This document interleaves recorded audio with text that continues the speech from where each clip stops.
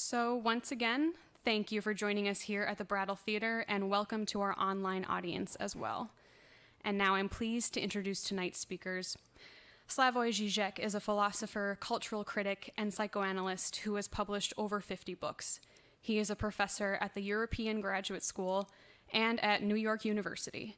He is the international director of the Birkbeck Institute for the Humanities at University of London and a senior researcher at the Institute of Sociology and Philosophy at University of Ljubljana. Alenka Zupančič is a widely published philosopher, psychoanalyst, and social theorist, a professor at the European Graduate School and at the University of Nova Gorica, and a research advisor and professor at the Institute of Philosophy at the Slovenian Academy of Sciences and Arts. Mladen Dolar is a philosopher, cultural and music theorist, film critic, and the author of a number of books, including A Voice and Nothing More. He is a senior research fellow in the Department of Philosophy at the University of Ljubljana and a professor at the European Graduate School.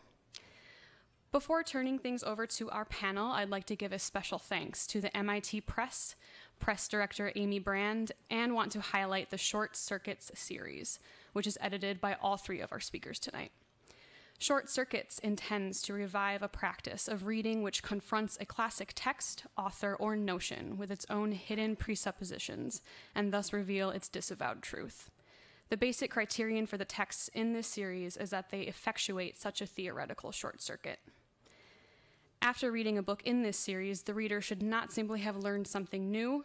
The point is rather to make the reader aware of another side of something that they knew all the time.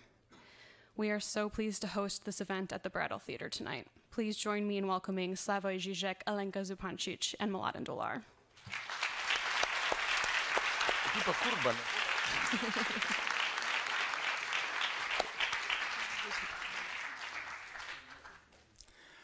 Okay, I'm supposed to be moderating this event. First, I would like to express my thanks to the organizers, the Harvard Bookstore, Brattle Theater, the MIT, and my special gratitude, our special gratitude, I think I speak in the name of the three of us, to Roger Conover, who was the instigator of this short circuit series and invited us to be the co-editors of this series.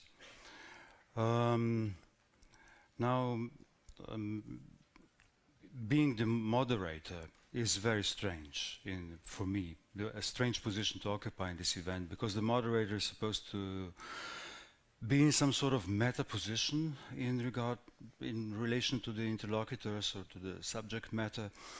And if this is the case, then I'm the last person who should be moderating this event. I have no meta position, no distance to this. First, to the subject matter, the two books being published, I'm also the co-editor of this series. I'm highly biased. I'm proud of the books being published in this series. And as regarding my two interlocutors, they are my two best friends. We have been collaborating for decades now, both in doing together theoretical work and being close friends, and there are actually no boundaries between the two.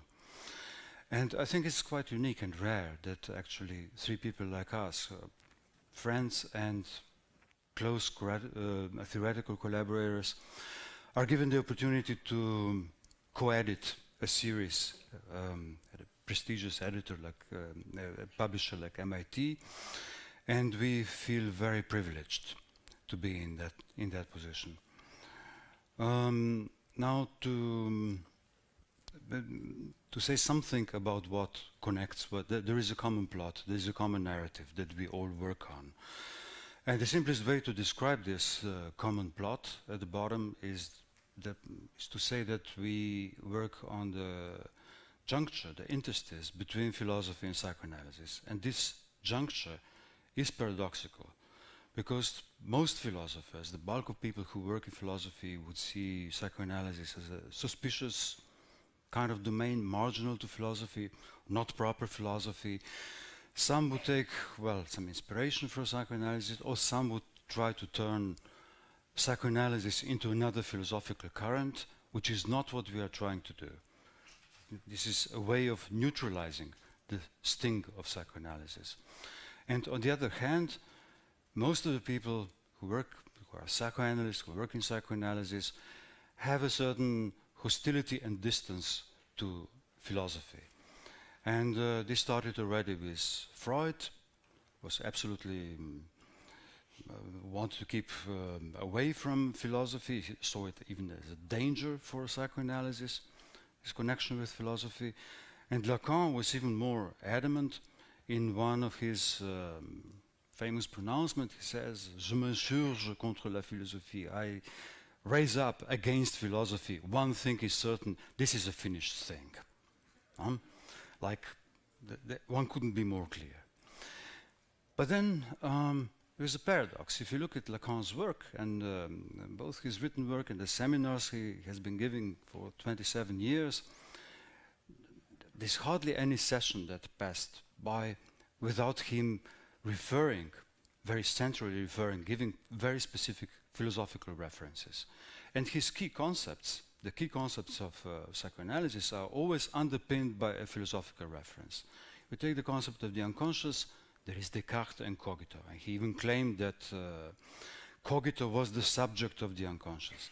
We take the concept of repetition, his references to Aristotle and Kierkegaard. We take the concept of transference, he always refers you to Socrates, to Plato's Symposium. The theory of four discourses, you cannot make sense of it without referring to Hegel's dialectic of master and slave. Formulas of sexuation refer back to Aristotle's logical quadrangle. And, well, the question of jouissance, of enjoyment, surplus enjoyment, is put into analogy with Marx's notion of surplus value.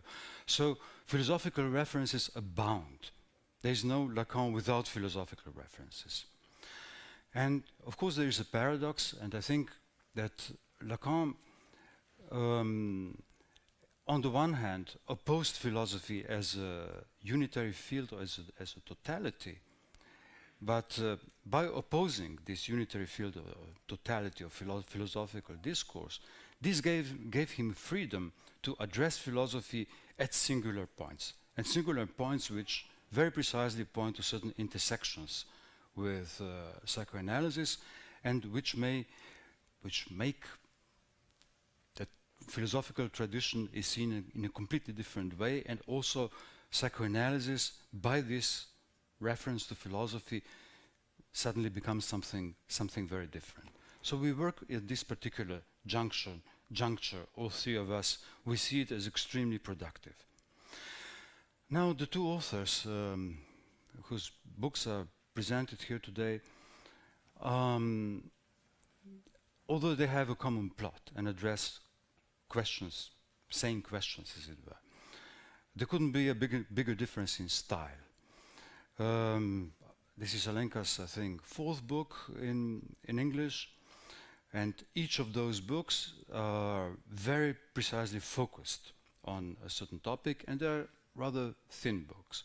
The first one on Kantian ethics, the second one on Nietzsche, the third one on comedy, and this instigated or give a big push to comedy studies, and this is a field which is being, a lot of good work is being done on this field today, and all the people working in this field take Alenka's book as being absolutely seminal for this. And then the fourth book, which Alenka's proposal for the title was Sexuality and Ontology. Roger thought this was rather dull, so he rather proposed the change of title to this sexier title, which is What is Sex? What could be sexier title than What is Sex? And if you look closely at the title, then is italicized, so it's not what is sex, but what is sex. So there is a certain subplot of this difficult relation between the oldest philosophical question of being and the question of sex. So these are books which are very precisely focused and thin books. If we take Slavoj, I think Slavoj, since ever I met him, and we met actually as undergraduates. If my memory holds well, then this was in the fall of 1970, which is like 47 years ago. Like in 3 years we will be celebrating the anniversary. This is my longest standing friendship, and what a friendship it is. And I think that since ever I met Slavoj, he has been writing one single book. Okay. Whenever a certain amount of material adds up, then he cuts it and wraps it up as a book. And there have been some, whatever, 35, 50. No, nobody counts them any longer. I don't think he knows how many there are. So there's a very different style. You write a single text, and then you cut it at some points. And this text is not quite focused, but goes in all kinds of directions. So there's a very different quality to this, because all his texts are like a tapestry. The tapestry which give references to the hardest philosophical questions in the philosophical tradition, and on the other hand, to what may seem to be the ephemeral latest phenomena in popular culture, and everything in between. So this tapestry quality, this spreading out quality. And okay, if you have these two big modernist authors, on the one hand James Joyce, on the other hand Beckett, you know that Joyce was always adding. He's exuberant. This is like a Slavoj style. Alenka's style is the style of reduction, reduction and focusing to the minimal, to the absolute core. Okay, I will just give a cue. I mean, my function here is just a brief introduction, and the first cue would be precisely this intersection between sexuality and ontology. Slavoj, this is what both books are about, and Slavoj adds to this the question of political economy, another focus. So I think first Alenka's book, What is Sex? I think one of the biggest qualities of this book is that it very successfully thwarts all the expectations raised by the title. Like everybody, somehow the title gives the expectation, finally we will learn what is sex, or there will be juicy stories, there will be examination of various sexual practices, social repercussions of sexuality, etc., etc., the proliferation of sexual meanings. But actually what we find instead is a very stern, austere, dealing with very abstract questions, a core, something that stands at the core of sexuality, the question of being, the question of one, and these are two oldest philosophical categories. Philosophy started by Parmenides positing this first philosophical thesis, being is one. The question of being, the question of one, the question of negativity, the question of the minus, the question of excess. So instead of proliferation of all possible sexual meanings, we have a reduction of them, reduction of sexuality to something meaningless at its core. So my first cue would be simply this. We take these abstract philosophical categories, being, one, negativity. Why, how come they have a relation to sexuality?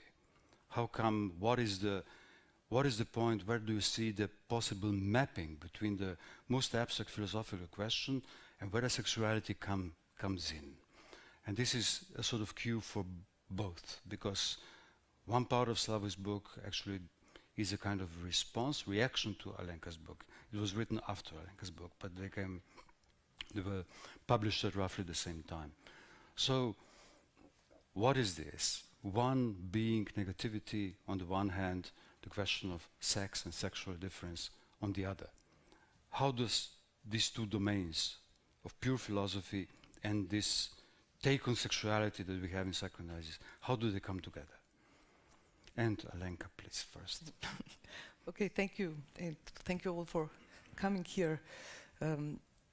Yeah, I couldn't help noticing when you made this Joyce Beckett comparison that actually the title of Slavoj's book nevertheless comes from Beckett. It's a bit, no, I don't know, just to say a couple of things to what you opened as a discussion, perhaps starting from the beginning of your introductory expose, which is this kind of encounter of psychoanalysis and philosophy. I think we are all work out of this conviction that something happened to philosophy when psychoanalysis appeared. So that this something was a kind of conceptual innovation, and that philosophy cannot and should not simply pretend that nothing happened here. So there was a certain kind of event that concerns philosophy as well. Now, what is this event and why? Because, okay, there are still nevertheless many people who work in some sense with both fields, and Lacan did inspire quite some philosophical readings. And I think basically what I tried to do in this book, with this emphasis on focus that you brought up also, is to actually focus on two things that seem the most incompatible. That is to say, if you look into how philosophy usually, if it does so, adapts or appropriates psychoanalysis, it can more or less digest everything. And in Lacan, there are lots of things like this, from this notion of the concept of the other, of truth, of the subjectivity, of whatever, the four discourses, the political dimension, all this.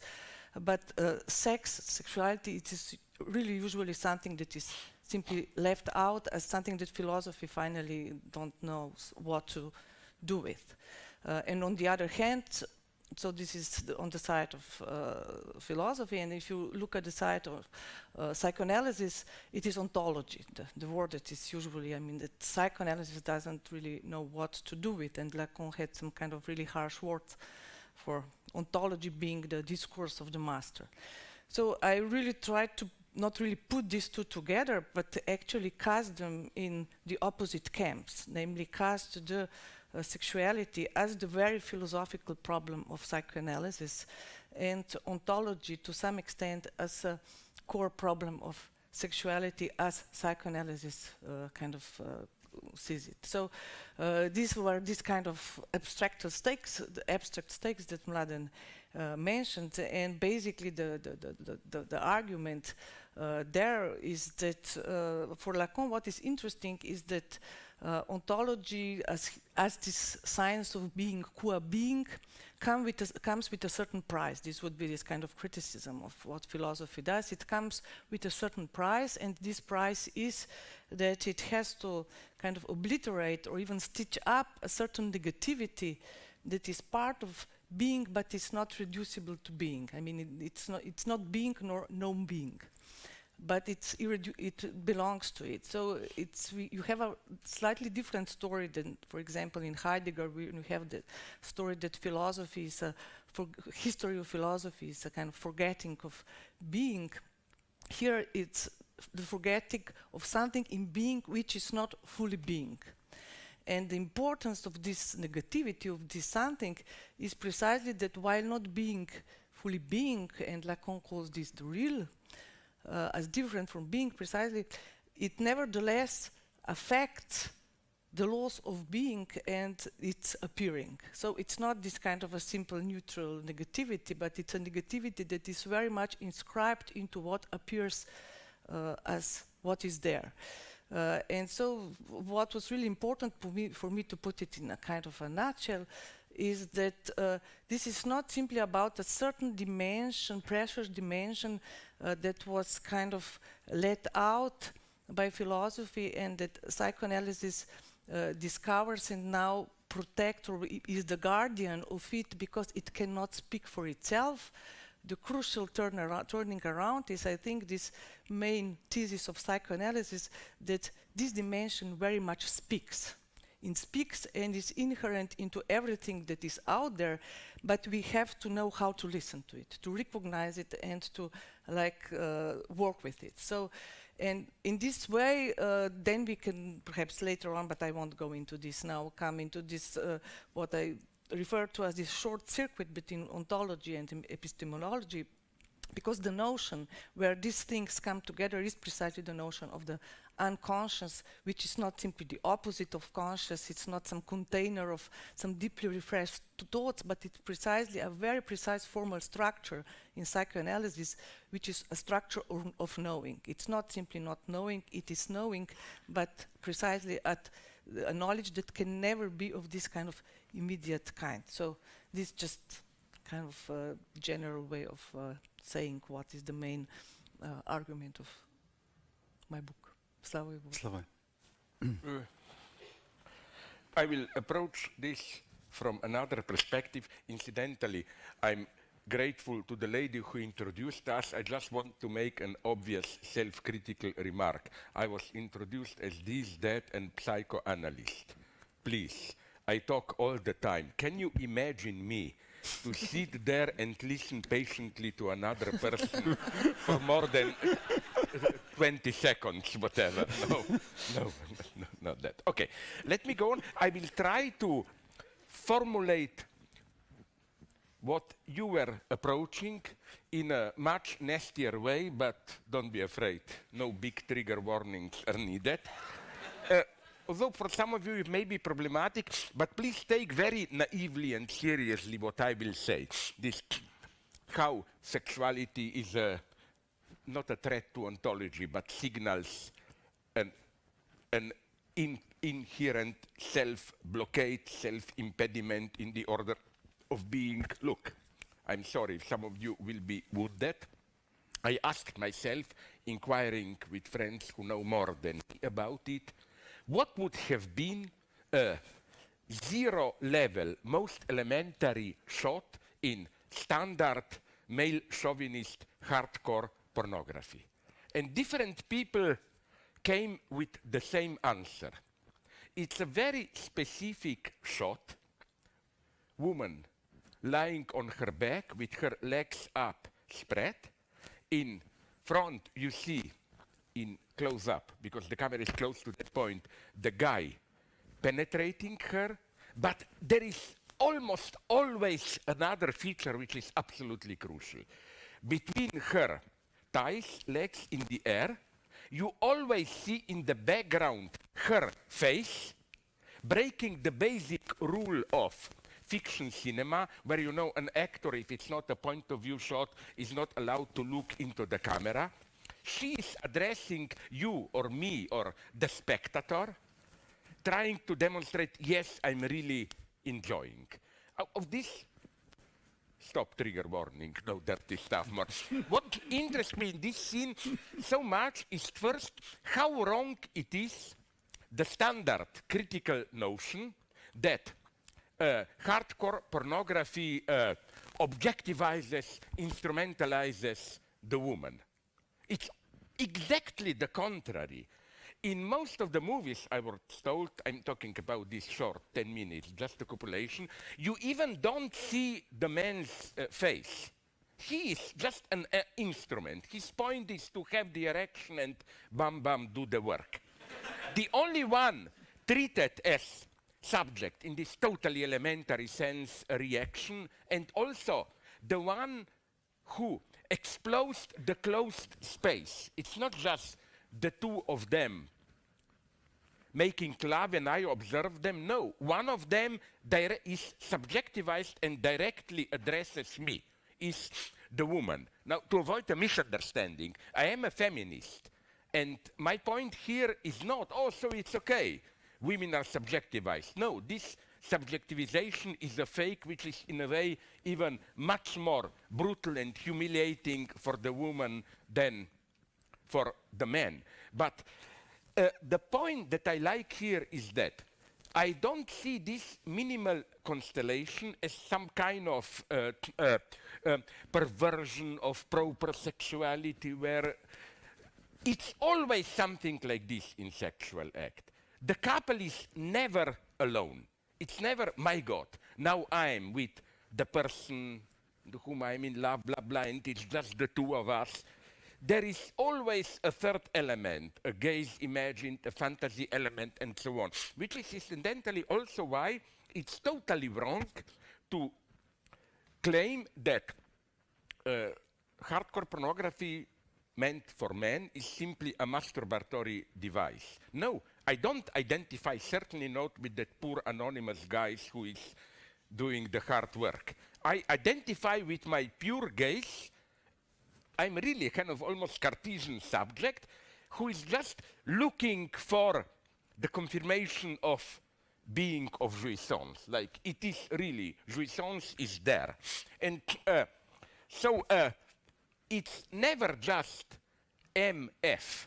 This is one of the ways to read what Lacan says about there is no sexual relationship or sexual difference. It's not difference between the sexes. It's something, the difference is something to be added to it. I, as a viewer, am that plus added to it.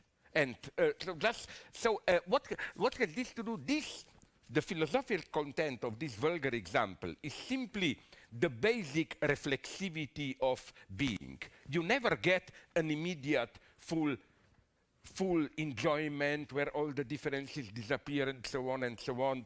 There is always a complication which has to be filled in by fantasy. Fantasy in psychoanalysis is not, oh, I would like to sleep with that girl, man, whatever, and I cannot get him, her, so I fantasize about it. No, the problem of fantasy is the opposite one. What do I have to think, dream about when I do make love with him, her?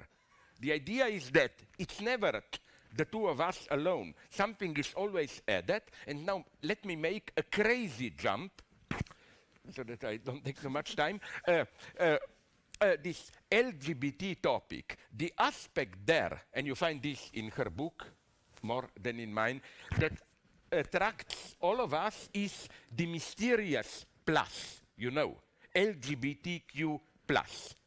We claim that it's wrong to read this plus in a nominalist empirical way, like, you know, there are so many forms of gender identities or sexual identities. We will never cover them all, so we should be modest. My God, what if we missed some version? So let's add a plus, signaling we are modest, it's not all.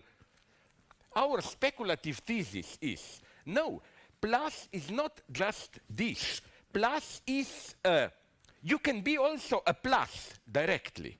As she develops in her book.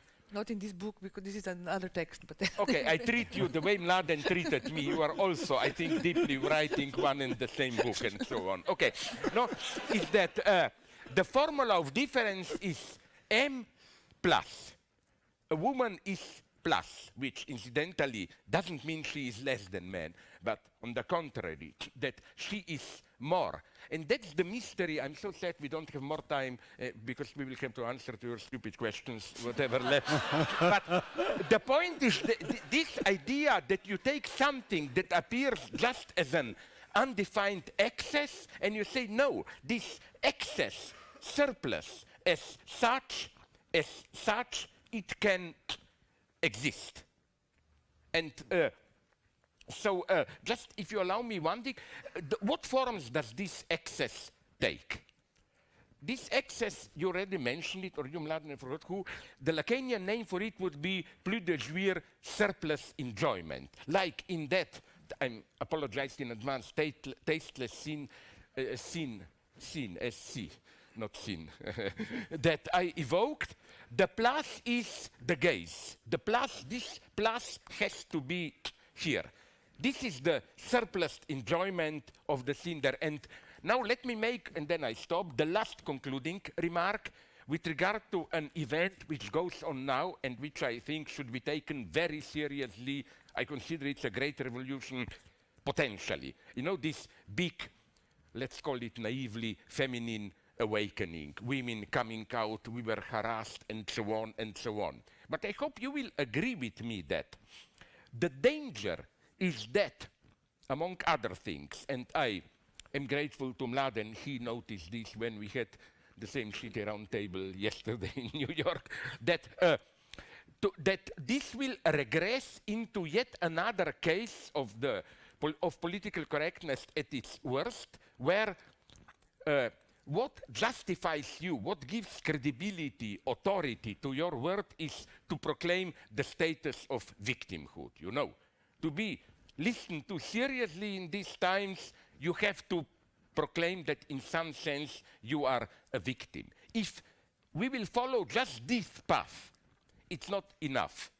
We will have to find, especially not we, for them, women to much more actively translate this victimhood, not enjoying being victims, but of course it's an obscene enjoyment, non-acknowledged enjoyment, but translate this into an active political stance. So that's this difficult point, how when Lacanians, when we deal with ideology, it's always, even if it's the most ascetic, sacrificing move, look for hidden enjoyment, for surplus enjoyment, where and how an ideological edifice or a practice, as it were, bribes you.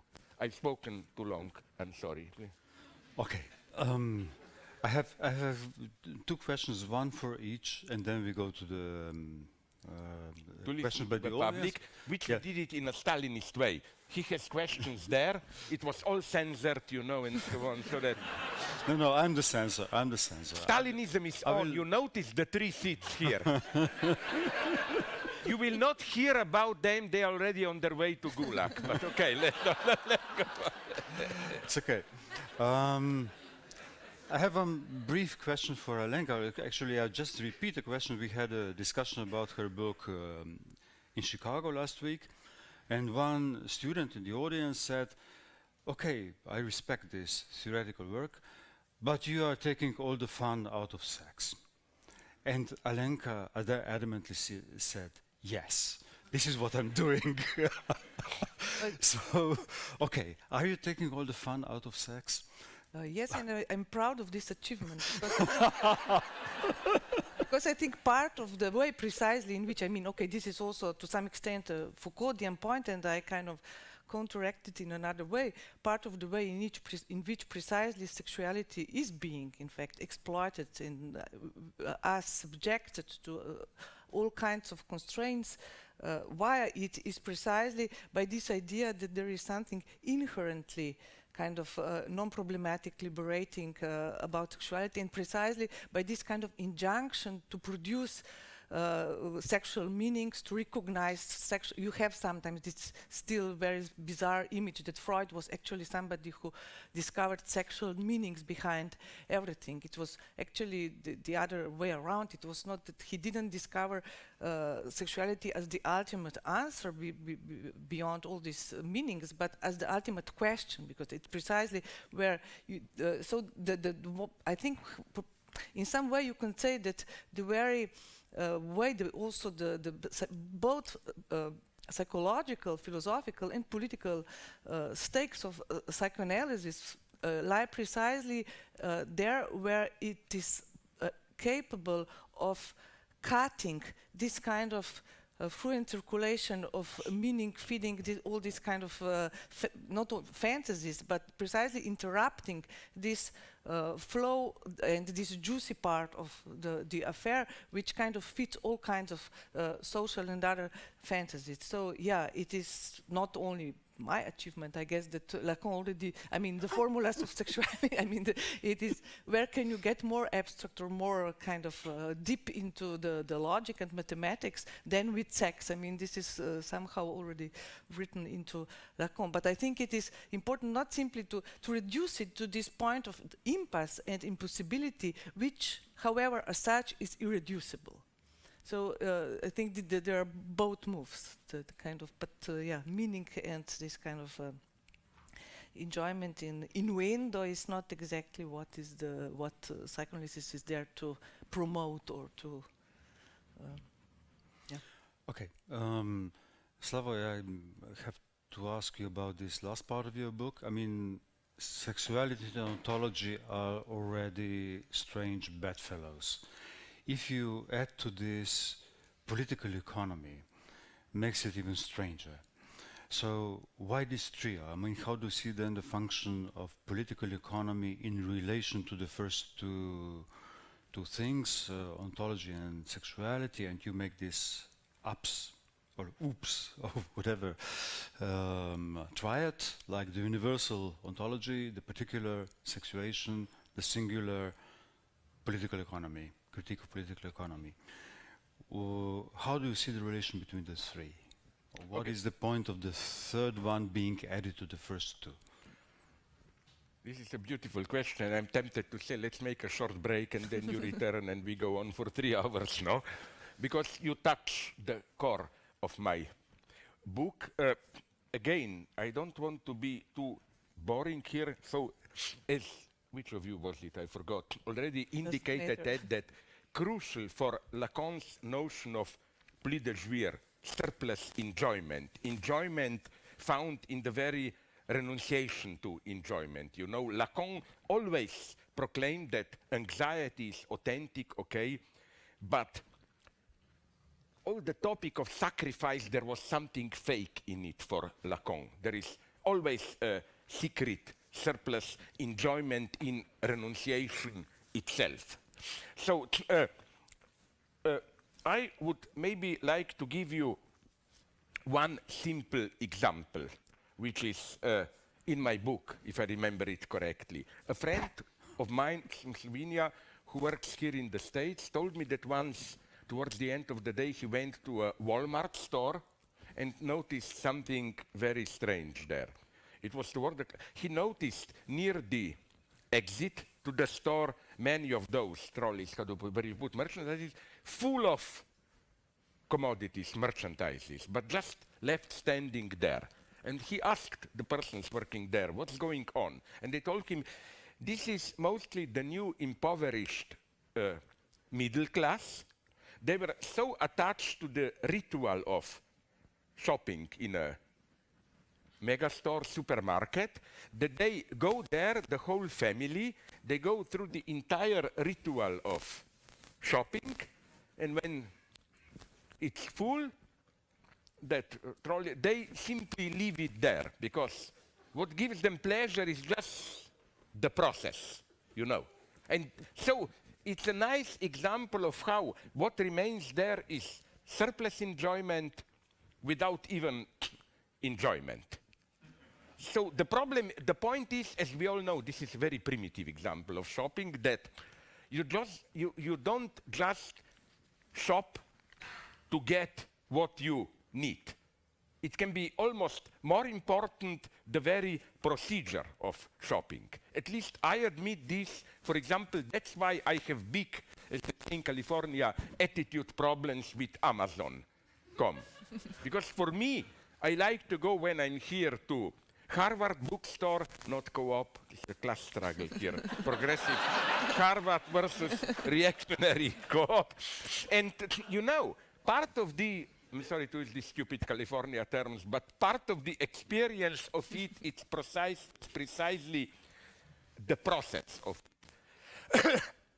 So, and, okay, I will now condense it very much. What happens in capitalism is something unique. Although this destabilizing structure of a surplus, and let me tell you very briefly another example, and then I will stop, from my book, which is my favorite. If you ask me for the favorite pages from my book, I think it's where I talk about Thomas Aquinas. If you want to learn about perversities of enjoyment, turn to theology. They are full of it. No? He asks in one of his texts, Thomas Aquinas, will people who are in heaven, the good guys, will they be able to see also suffering in hell? And the answer is, it must be yes, because they will know much more, they will be all-knowing, so why should this be prohibited to them? Then, of course, he, Thomas Aquinas, is honest enough to raise the obvious question, but isn't there some obscenity at work here? Will it not? How can, if they are good, honest people, how can a view of others suffering terribly, how can it bring them satisfaction? And instead of admitting this perversity, Aquinas cheats here. No? His answer is, they are not really enjoying suffering in hell, they are really enjoying the greatness of divine justice, you know, who and so on. Of course, we should claim no, and here you have surplus enjoyment at its purest. Even if you have all you want, all the honey or whatever, although with sex it's more ambiguous. Do you remember, Mladen, you told me this story? Wasn't there an Italian nun about a year ago who was asked, aren't you sorry of being a nun? Like you miss sex? And she gave a wonderful answer, that when I was younger I had sex. But isn't it that we can expect from God, imagine sex, but imagine sex multiplied, even greater pleasure, and this will be heaven, and so on, no? So obviously it doesn't work. It has the same role as that gaze in hardcore pornography. Obviously, you need the surplus of seeing others suffering to enjoy fully heaven. And something like this is capitalist economy. As they say, this is the version in capitalism, it's not only that I should win, it's that the other guy should lose, you know. And me enjoying in that. And then I imagine a scene which I really like, I'm proud of it, of imagine hell. We all know what is hell. A place where they have fire only to give good barbecues, you drink, you eat, you copulate all the time. And I imagine it like this. It's wonderful all the time, but like once a week, devil comes and said, guys, I know we have fun, but I learned from my friend God up there that now we will be displayed to people in paradise. Please pretend now that you are suffering. People say, oh, oh, oh, oh. And then I will tell you when they close the window and we can go on and so on, you know. So now a little bit more seriously. Capitalism is something tremendous. Marx admired it. It's the first system which directly used as its basic machinery something that all previous systems experienced as a threat. The big motive of all traditional ontologies, even in sex, is, you know, the balance of masculine, feminine, how to prevent the excess, how to maintain the stability. Capitalism thrives of instability. But today, so that I don't talk too much, just a concluding comical event, I love it. Today, something strange is happening with these tensions, you know, prohibition, which gives you a surplus enjoyment and so on, a kind of a collapsing of the opposite with our permissivity, neutralizing their tension. Let me tell you the story. I have a wife who is a chain smoker, so we recently went to a hotel in Skopje where my wife presented her new book, Macedonia, south of ex-Yugoslavia.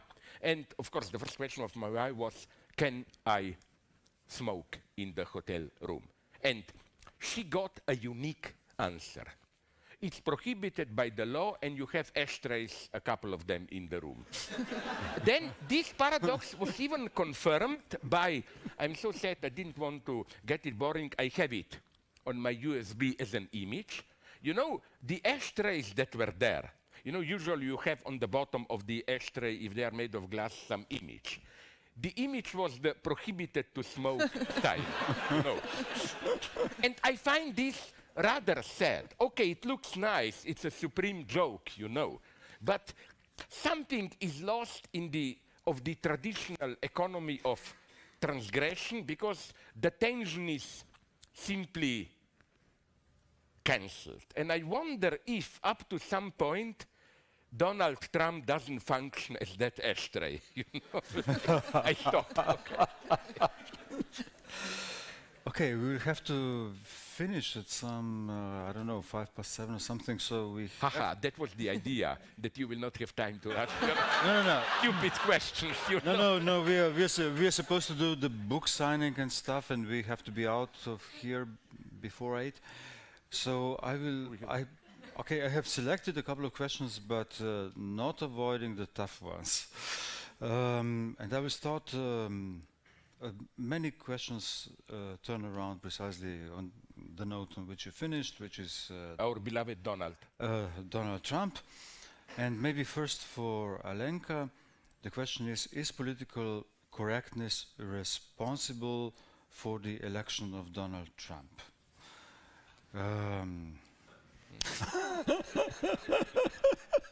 Yeah, I think it is, but not necessarily only in this simple way of understanding this claim, which is that Trump or the people voting for him is a simple reaction to some kind of political correctness going too far or running crazy or something. There is this, of course, but I think what is more responsible for electing of the Donald Trump is that for a very long time now the left has been fighting all the wrong battles, and that the fact that political correctness was almost the only kind of political fight on the left, or kind of cause on the left, is, I think, what caused very much the kind of desertion of a certain base of electorship, which would be there where there other causes addressed in a certain other way. So I think the problem here is really deeper. It's not simply the moment you reduce the political struggle in this kind of fighting for certain rights and certain kinds of expression, which of course is also important, I'm not denying it, but you kind of let go of a more fundamental fight, or fundamental in the sense of causing a huge amount of social difficulties in injustices and poverty, and you just think that you've done your job if you saved some of this nominalist problem, which can have some kind of performative effect, I agree, but still they do not, they are far from addressing what is really the problem, and this, I think, is part of what played in the hands of the election of Trump. Yeah. Okay, Slavoj, I will not avoid the sort of critical note which are expressed in some questions, and the simplest one is this one. Did you endorse Donald Trump? I did in 2 interviews, never in a written text, but I still absolutely cling to it. In what sense?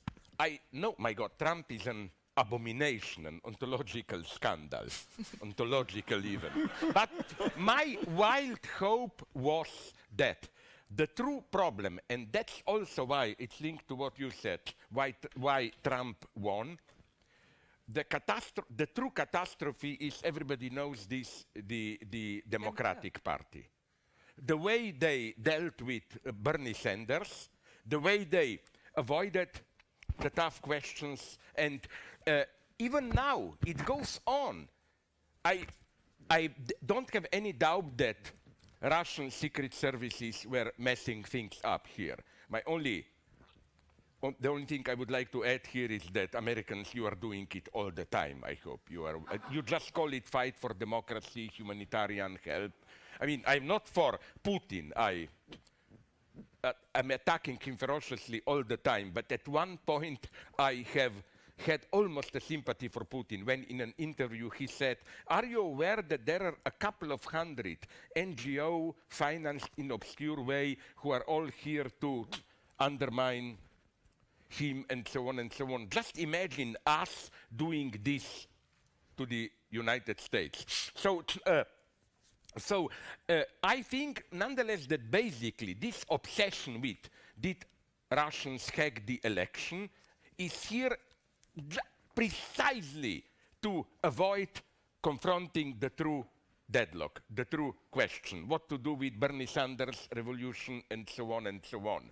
And the big task of the left here, it's clear. It's all these new movements which are very important, the women's awakening that I mentioned and so on, not to allow the media to turn it into a simple, another moment of victims making their claim and so on in this depoliticized way and so on, to turn it into a problem. So my point was only this one.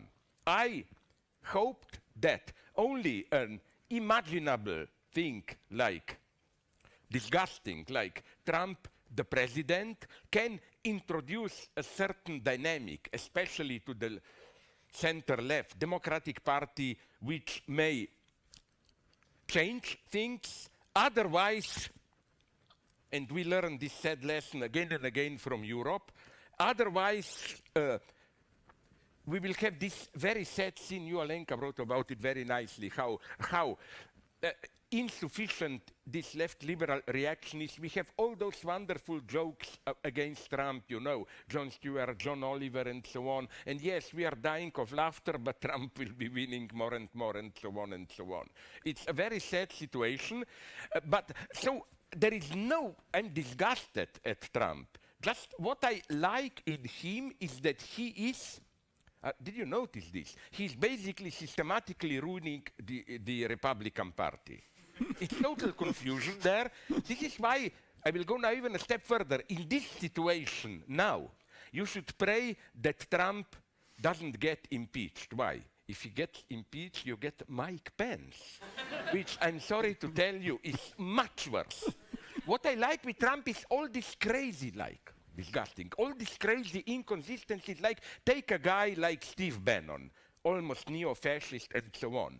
But did you hear what was his reaction to tax plan of Republicans now? He said, this just helps the rich. No, we should do the opposite. We should raise the taxes for the rich up to 45% and so on. This is our situation now, this total ideological mess. We in Europe feel it even worse. In Europe, only today, only a neo-fascist right dares, among the serious political agents, dares to advocate this type of old welfare measures and so on. And the opposite side, if you want really the toughest austerity politics, you need radical left in power. That's the sad experience of Syriza. It was absolutely crucial for the left to do it. If the right were to do it, the left would organize demonstrations and so on. To get Syriza implanting austerity politics means people have no organized forum to protest, they get totally and so on and so on. And another thing with Trump is that beware that he is not an abomination. He is part of the global change in capitalism where a new authoritarian and more openly obscene leadership is becoming the norm. It's not only Trump. I was told recently in Poland that their Jarosław Kaczynski, the secret authority, de facto ruler of Poland, he was a couple of years ago asked by a journalist, now that your party won, what's your program? And he gave, if you are some from Poland here, you will probably know, I hope I will pronounce it correctly, expression. He says, teraz kurwa mi, which means now it's our turn to fuck the whore. It's a very cheap expression from militaries, like, you know, when you wait a line in a cheap brothel, the guy before you finishes, then you are on. And what I found so depressing, that this is the guy who claims to be strict partisan of moral majority, highest, and so on, moral rules. And when he was confronted by this on TV, he repeatedly stuck to it. I think this is not a simple inconsistency. I think what Trump brings out is not simply an abomination of neoconservatives. He is their truth. And this gives us in all his obscenity. And it's a unique chance for us, if you are this. If you are not, then you will follow the path of these three guys when we take over. That, sorry, no, seriously, that, you know, this term moral majority is so abused, as if these are some conservative nuts and so on. But sorry, today, in contrast to our youth, when the radical left were saying those in power are pseudo-dignified, let's use the F word and so on. Now, the neocons are getting more and more obscene, using incredibly openly racist, dirty language. It's a unique opportunity, and Bernie Sanders is already doing to claim, of course, not in a conservative sense, but in the sense of simple human dignity. Sorry, we are the true moral majority, if this term has any meaning. We are for simple decency and so on. That was, I think, also the secret of Jeremiah Corbyn's success. I stop. I talk too much. No, all right. Majority of questions were actually aimed are for you, Slavoj, and I just but you should make a choice. No, I will just I want us to finish on a maybe different political note, and I'll take just this one last question, which is We just passed the 100th anniversary of the Russian Revolution. There seemed to be relatively little recognition of this momentous event. Why do you think that is? And you have another book which came out this year about Lenin and the Russian Revolution. Can you perhaps say something about this? How do you see the function, the legacy, or whatever, something to be learned from the Russian Revolution now? I think we should first, I still think, to put it very simply, I still think that October Revolution was not simply a coup d'etat of Bolsheviks, an elite there. It was an authentic event, an explosion. And I think it was, at the same time, an authentic tragedy. I don't believe in those Trotskyist or others' dreams, you know. If only Lenin were to survive 3 years and make a pact with Trotsky, it would have been democracy and so on and so on. So I think that what we should focus, or we should follow, and that's the point of my introduction to Lenin's late writings, this despair of the last 2 years of Lenin, where, while being fully responsible for the state of things with Stalin and so on, gaining power, it became clearer and clearer to him that something went terribly wrong. And so that, okay, read the book, so that I don't lose time, I would like to point this out. You also point this point. You know that famous Lenin's so-called testament, asking the Politburo to remove Stalin. Today especially, and also in view of Trump and other obscenities, we should be attentive to this along the lines of what I mentioned, moral majority and so on. Read it. Lenin's reproach to Stalin is not wrong political line, whatever. It is Stalin doesn't have good manners. He is too rude, too brutal, and so on and so on. This is a beautiful point. Late Lenin coming to this simple ethical point, we need proper manners, and so this is not as naive as it may appear. Because rudeness always served a certain function, and I say this as somebody who still count myself as a communist. In communist discourse, for example, the last obscenity, trigger warning, but it's not a good one. You know, when the great leap forward in China, this attempted fast industrialization, turned wrong terribly, and there were millions of deaths. Mao convoked a meeting in Lushan, 59, of party elite, and it was supposed to be a self-critical meeting. And in his speech, and you find it on all those Marxist sites, officially, it's part of official texts. You know, Mao gives a speech admitting, yes, we are guilty, we committed mistakes, we should admit it. But then the last 5 lines, the conclusion of a speech, ruins everything.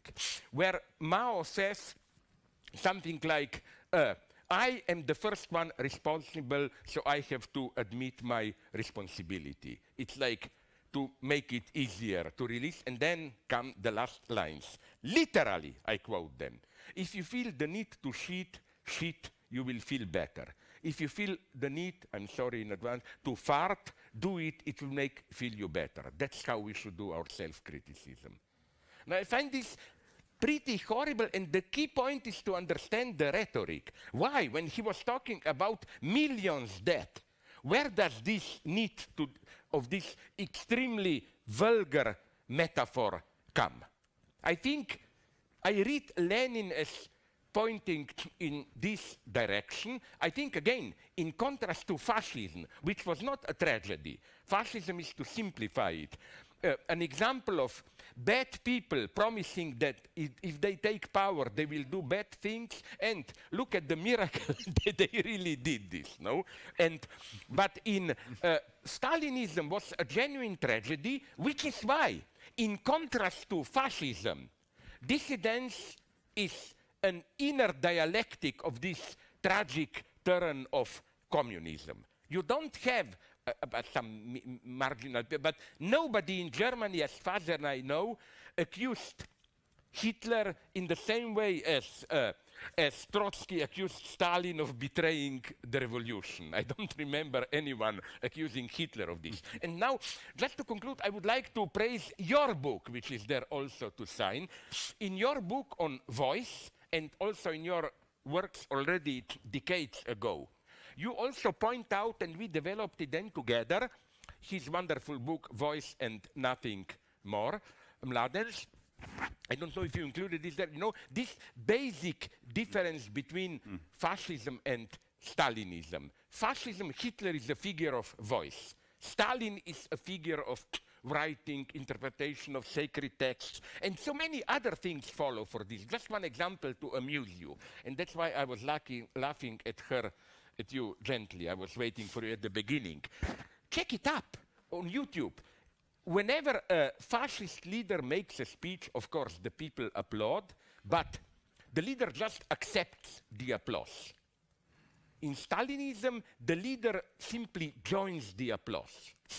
Why? Because it's still this message of enlightenment, I'm ultimately one of you, and so on. It's totally different position. Another example, I read this in Anne Applebaum book on Gulag. You know that every year in Gulag, in the worst years, on Stalin's birthday, all the inmates were collected, and each had to sign a telegram to Stalin wishing him happy.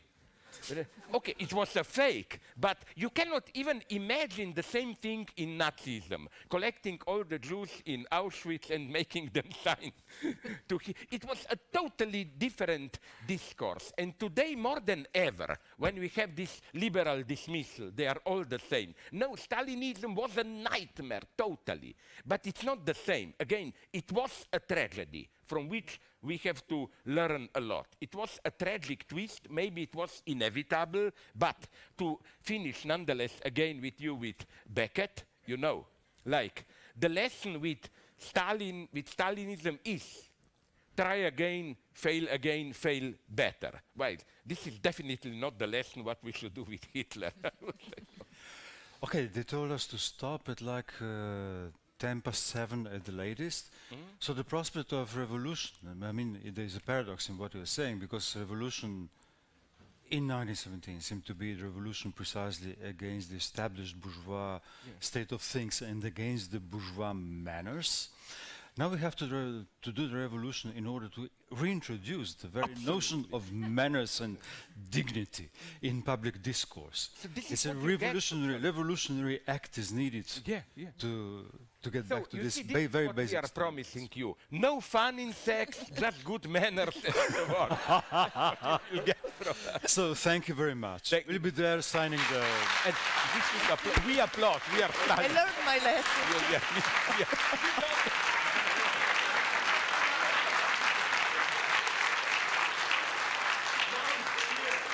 Tight he is, you know. How do you like Gulag? Do you like some warm sweater or whatever to survive in Siberia where you... Sorry. Before I lead my authors off stage here, I just would like to remind everyone, if you already